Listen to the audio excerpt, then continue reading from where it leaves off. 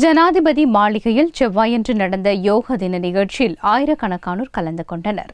பிரதமர் நரேந்திர மோடியின் வேண்டுகோளை ஏற்று ஜூன் 21ஆம் தேதியை சர்வதேச யோகா தினமாக ஐநா பொதுசபை கடந்த 2014ஆம் ஆண்டு அறிவித்தது. கடந்த ஆண்டு முதலாவது சர்வதேச யோகா தினம் கொண்டாடப்பட்டது. இந்தியா மட்டுமன்றி உலகின் பல நாடுகளிலும் அன்றைய தினம் யோகா பயிற்சி மேற்கொள்ளப்பட்டது.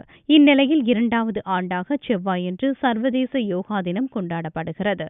இந்த ஆண்டும் இந்தியா உட்பட 135க்கும் மேற்பட்ட நாடுகளில் யோகா பயிற்சிக்கு ஏற்பாடு செய்யப்பட்டது.